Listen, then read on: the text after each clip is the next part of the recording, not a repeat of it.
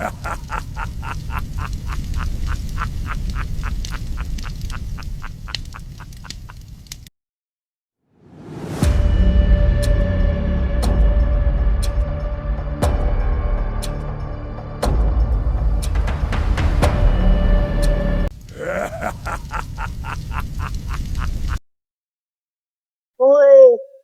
खूप बोर होते रे आता.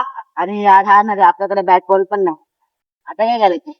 तुमच्याकडे काय आयडिया आहे का? हा, मला एक आयडिया आली. काय? आपण भूतांची स्टोरी सांगू, आपला आपला अनुभव. हा, ह्याच्याकडे तर अनुभवच नाही. अरे काय कमी समजू नका, माझ्या गावची स्टोरी सांगितली तर पॅन्टच नुकचाल. अरे एवढा danger आहे. हा चला सांगतो. काय हे ना मित्रांनो, आपण एक काम करूया, तिथे जाऊन बसूया आणि मग आपल्या सांगूया. सगळ्यात डेंजर तर माझ्याच आहे. अरे तुमच्यापेक्षा डेंजर माझा आहे. नाही रे माझं आहे. अरे माझं आहे बोललो ना. अरे इथं तर खूप अंधार आहे, आपल्याला बोलायला मजा येईल. अरे मला भीती वाटते. काय घाबरतो? चल. मित्रांनो, तुम्हाला काय झालं रे? आपण ॲनेबेला ठेवूया. अरे ही तर खूप डेंजर आहे, ॲनेबेलाची पोरगी वाटतं. काय रे, घाबरू असू दे, एवढं नाही डेंजर. ठीक आहे. ही तुम्हाला एक माझी भयानक. कोण होता? म्हणून आलो रे. आसपास तर दिसत नाही रे. आज मांजर डेंजर असेल. हा मांजर. तिथे वाजवला असेल. आता मी तुम्हाला सांगतो, हसू नका. माझ्या गावची खूप म्हणजे खूप भयानक आहे. तिथं आमच्या इथे एक स्मशानभूमी होती आणि माझे बाबा तिथं गेले. मित्रांनो, माझा अनुभव असा आहे की मला आहे ना एका बस स्टॉपवर आहे ना खरंच एक जळलेली बाई दिसलेली.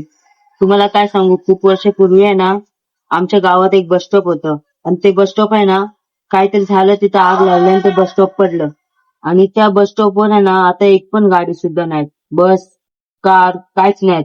आणि तिथं आहे ना कोण जात पण नाही. का? कारण तिथे एक व्हाईट कपडेवाली बाई दिसती आणि मी तो अनुभव घेतलाय. आम्ही आहे ना मुंबईवर आम्ही आहे तिथं आमच्या मुंबईच्या गावात जात होतो आणि मी आहे ना मुंबईवरनं गावाला जात होतो आणि आम्हाला माहित नव्हतं ते बस स्टॉपवर काय आहे. आणि आम्ही तिथे सगळे गेलो आणि तिथे सकाळचे 5 वाजले होते. आणि जेव्हा आम्ही तिथे गेलो ना, तिथं आहे ना खूप खूप म्हणजे खूप भयानक आम्हाला दृश्य दिसलं. आणि ते होतं ते व्हाईट साडीवाली बाई. आणि आम्ही तेवढंच वळलो आणि तेवढंच मागून आमच्या बाबांनी आवाज दिला. ते बोलले या इथं.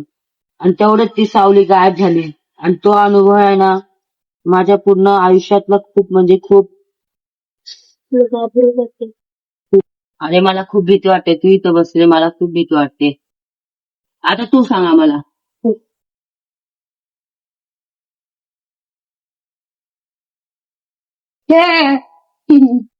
आता तुम्हाला सांगतो मी माझा अनुभव. सांग लवकर सांग. तुम्हाला माहितीये का, मी माझ्या फॅमिली सोबत कार मध्ये गावाला जात होतो, तेव्हा आमची मधी कार बंद पडली. मग काय झालं तुम्हाला माहिती आहे का? अरे आम्हाला कसं माहित असणार आहे? सॉरी, मी चुकलो. ते तर मला माहित असणार आहे.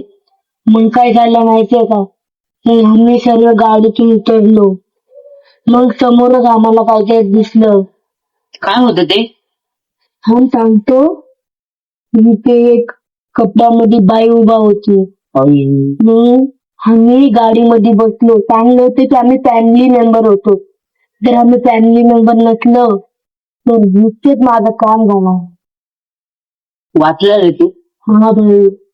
मग काय झालं माहितीये का, मग मला समजलं की आमची गाडी बंद नाही पडलेली, कोणीतरी बंद करवलेली. मग आम्ही खूप घाबरलो. मग मी गावी गेलो. मग आम्ही नारळ टाकला. मग ती खूप भयानक अनुभव होता माझा. चला आता. अरे मित्रा, तू इकडे, तू स्टोरी सांगतो. असं फिरा. ठीक. अरे तुझ्या मागं बघ. काय नाही, घाबरवते.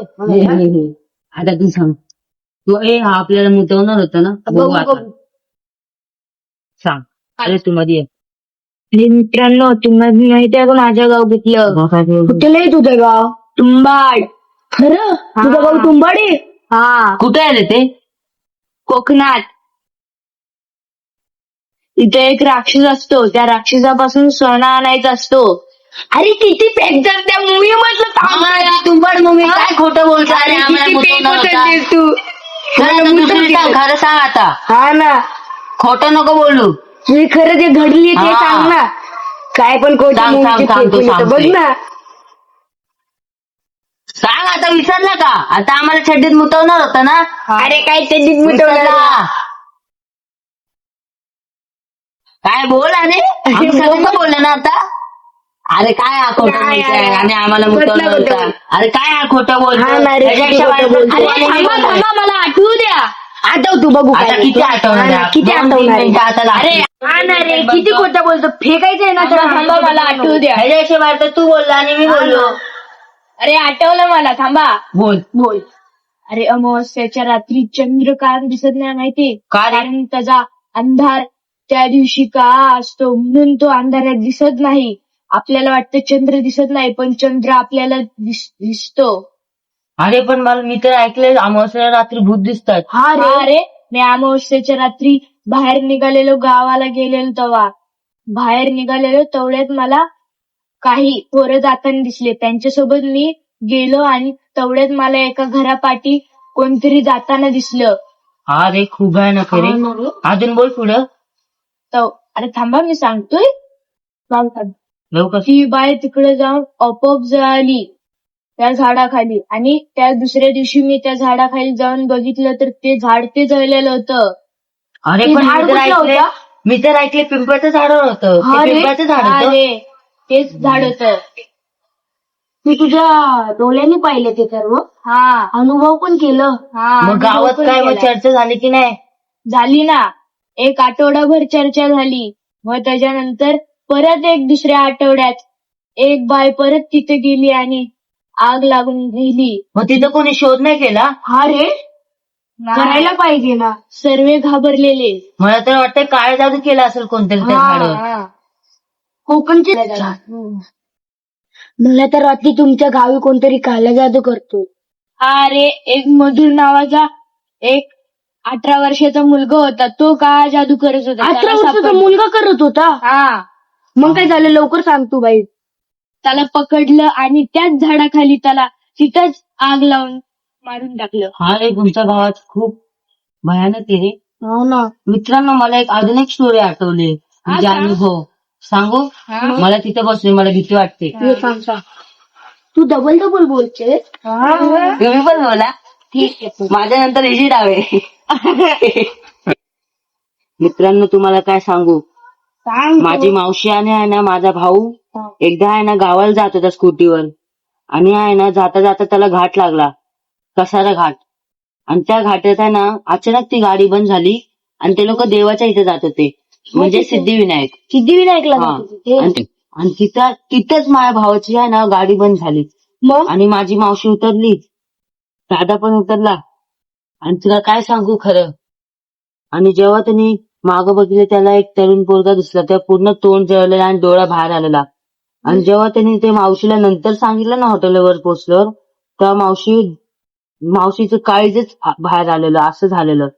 आणि तेव्हा आहे ना त्या लोकांनी जेवलेलं आणि नंतर कळलं की माझ्या मावशीने चिकन आणि अंड खाल्लेलं. तू पण होतास भूत तिथं? लागलेलं. मी नव्हतं तिथं. तू कुठे गेलेला? मला ते भावाने सांगितलं, मी घरीच होतो. आणि नंतर ते देवाला पोहोचलो ना. पडली रे.